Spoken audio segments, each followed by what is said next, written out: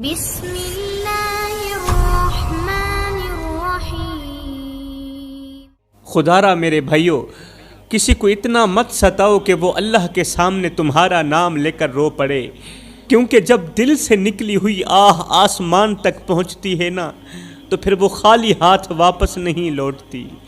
آج کی دنیا میں 60% انسان ایسے ہیں جو ہنستے کم اور سہتے زیادہ ہیں۔ ہر چہرہ مسکراتا ضرور ہے مگر اندر سے بکھرا ہوا ہوتا ہے۔ یہ دنیا دکھوں کی ایک لمبی قطار ہے، یہ دنیا دردوں کی ایک لمبی قطار ہے، جہاں ہر انسان باری باری خاموشی سے جل رہا ہے۔ کسی کے پاس کہنے کو الفاظ نہیں اور کسی کے پاس سننے کو دل نہیں ہے۔ اس لیے خدارا کسی کے زخم پر نمک مت چھڑکو، کیونکہ تم نہیں جانتے کہ وہ دن میں پتہ نہیں کتنی بار ٹوٹ کر خود کو جوڑتا ہے۔ آج ایک دکھی انسان کو پوری رات نیند نہیں آتی۔ جب بھی آنکھ لگتی ہے تو کوئی نہ کوئی فکر اسے جھنجھوڑ کر اٹھا دیتی ہے۔ وہ کروٹ بدلتا ہے تو تکیہ گیلا ہو جاتا ہے۔ آنسو خاموشی سے بستر میں دفن ہو جاتے ہیں، پوری رات روتے ہوئے گزرتی ہے۔ دنیا میں کتنے بندے ہیں جن کا جینا بندوں نے حرام کر دیا۔ کوئی لفظوں سے مارا گیا، کوئی رویوں سے ٹوٹا گیا، کسی سے حق چھینا گیا تو کسی کی عزت نوچی گئی، کوئی طاقت کے نیچے دبایا گیا تو کوئی تماشے کا موضوع بنایا گیا۔ ان سب کا قصور صرف اتنا تھا کہ وہ کمزور تھے۔ جو طاقت کے نیچے دبائے گئے تھے نا، جن کی عزت نوچی گئی تھی نا، جن کا حق چھینا گیا تھا نا، ان سب کا قصور صرف اتنا تھا کہ وہ غریب تھے، ان سب کا قصور صرف اتنا تھا کہ وہ کمزور تھے۔ اور کمزور ہونا اس دنیا میں سب سے بڑا جرم بنایا گیا ہے۔ کچھ دل ایسے ہیں جو بار بار ٹوٹنے کے بعد بھی شور نہیں کرتے۔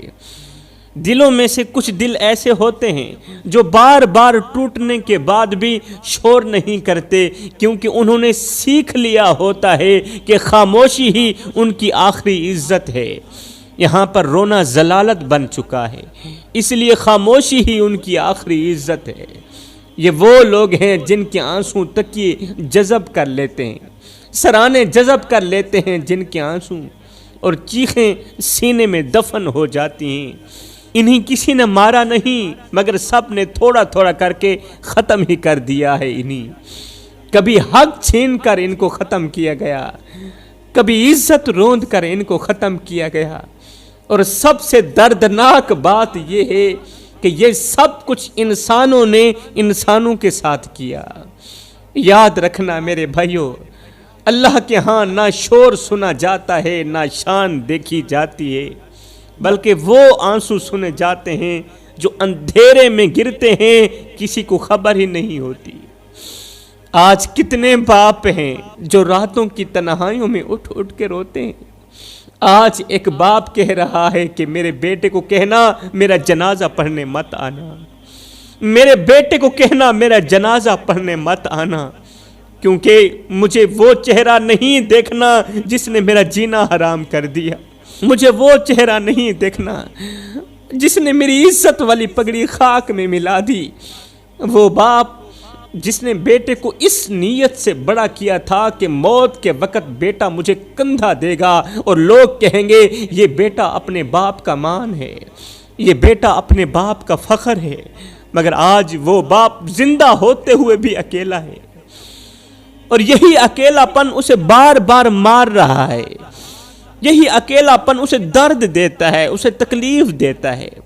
وہ باپ جنازہ نہ پڑھنے کا کہہ کر بد دعا نہیں دے رہا، بلکہ اپنی آخری بے عزتی سے خود کو بچا رہا ہے، کیونکہ اسے معلوم ہے کہ جو بیٹا زندگی میں وقت نہ دے سکا وہ موت میں صرف رسم ہی نبھائے گا۔ جو جیتے جی میری عزت نہیں کر سکا، جو جیتے جی مجھے مقام نہیں دے سکا، وہ موت کے وقت مجھے کس طرح مقام دے سکتا ہے، وہ موت کے وقت مجھے کس طرح عزت دے سکتا ہے؟ وہ صرف ایک رسم نبھانے آئے گا۔ ایک بوڑھا شخص قبرستان کے اندر آہستہ چل رہا تھا، اور سوچ رہا تھا کہ اگر یہاں پر میری قبر بن جائے تو شاید یہ جگہ مجھے قبول کر لے گی۔ ایک بوڑھا شخص تھا، آہستہ آہستہ قبرستان کے اندر چل رہا تھا اور سوچ رہا تھا اگر یہاں پر میری قبر بن جائے، یہ جو جگہ ہے یہاں پر میری قبر بن جائے تو شاید یہ جگہ مجھے قبول کر لے گی۔ اچانک دل نے کہا نہیں، قبر کے ساتھ ایک درخت بھی ہونا چاہیے۔ بوڑھے شخص نے گور کن کو بلایا اور کانپتی آواز میں کہا، بھائی موت بہت قریب محسوس ہو رہی ہے مجھے، لہٰذا میری ایک چھوٹی سی خواہش ہے، میرے مرنے کے بعد یہ خواہش پوری کر دیں۔ اور وہ خواہش یہ ہے کہ جب میں مر جاؤں تو میری قبر اسی درخت کے نیچے بنا دینا۔ جب میں مر جاؤں نا تو میری جو قبر ہے وہ اسی درخت کے نیچے بنا دینا، مطلب چھاؤں میں میری قبر ہونی چاہیے۔ یہ سن کر گورکن چونک گیا، کہنے لگا، بابا جی یہ کیسی خواہش ہے؟ میں زندگی میں پہلی مرتبہ ایسا سن رہا ہوں، اگر اس خواہش کے پیچھے کوئی کہانی چھپی ہوئی ہے تو ضرور سنائیے۔ یہ سن کر بوڑھا شخص رونے لگا، رو کر بولا، بیٹا 10 سال گزر گئے ہیں، آج سے 10 سال پہلے میرا بیٹا مجھ سے روٹھ کر ناراض ہو کر مجھ سے جدا ہو گیا تھا۔ آج سے 10 سال پہلے 10 سال ہو گئے ہیں، اس نے میری شکل دیکھنا بھی گوارا نہیں کیا۔ 10 سال گزر گئے، میرے بیٹے نے میری شکل دیکھنا گوارا نہیں کیا، لیکن اب مجھے یقین ہو گیا ہے کہ جب میں مر جاؤں گا نا تو ممکن ہے میرے بیٹے کو وقت مل جائے، میرا بیٹا مجھے ملنے کے لیے آ جائے، شاید زندگی میں نہ صحیح مگر موت کے بعد ہی صحیح، وہ آ کر باپ کی قبر کے ساتھ 2 لمحے بیٹھ تو جائے گا نا۔ گورکن نے آہستہ سے کہا، بابا جی پھر درخت کی چھاؤں کے نیچے قبر بنانے کی خواہش کیوں؟ یہ سنتے ہی بوڑھے شخص کی آنکھیں بھر آئیں، کہا اس لیے کہ جب میں قبر کے اندر پڑا ہوں گا نا اور میرا بیٹا میری قبر کے اوپر آئے گا تو کہیں دھوپ میرے بیٹے کو پریشان نہ کرے۔ جب میں مر جاؤں گا مجھے یقین ہے میرا بیٹا میری قبر پر ضرور آئے گا، اور جب وہ میری قبر پر آئے گا تو کہیں دھوپ میرے بیٹے کو پریشان نہ کرے، کہیں میرے بیٹے کو دھوپ نہ لگ جائے، تتی واہ نہ لگ جائے۔ میں نے ساری زندگی بیٹے کو دھوپ سے بچایا ہے تو قبر میں جا کر بھی یہی چاہتا ہوں کہ میرے بیٹے کو دھوپ نہ لگے۔ اور ہاں اگر ہو سکے تو میرے بیٹے کو یہ بھی کہہ دینا کہ بیٹا جب میں باپ کی قبر پر آنا تو مسکراتے ہوئے آنا، روتے ہوئے مت آنا، کیونکہ اس وقت تیرے آنسو صاف کرنے کے لیے میرے پاس ہاتھ نہیں ہوں گے۔ میں نہیں چاہتا کہ میری قبر کی مٹی تجھے دکھ دے، بس آنا، تھوڑی دیر بیٹھنا اور چپ چاپ چلے جانا، کیونکہ ایک باپ کے لیے اولاد کا سکون ہی سب سے بڑی دعا ہوتی ہے۔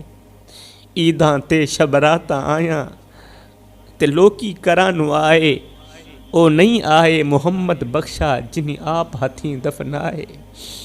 لیکھاں وچ وچھوڑے رہ گئے، رو رو اتھروں تھوڑے رہ گئے، کسے بھی میرا حال نہ پوچھیا، ہاتھ بھی میرے جوڑے رہ گئے، پتر ہن تے آ جا ہن گل چلا، کیونکہ زندگی دے دن تھوڑے رہ گئے، لیکھاں وچ وچھوڑے رہ گئے۔ خدا را میرے بھائیو، او میری قوم کے نوجوانوں، زندہ لوگوں کی قدر کرو، زندہ لوگوں کی قدر کرو۔ موت کے وقت تو دشمن بھی چہرہ دیکھ کر رو پڑتا ہے،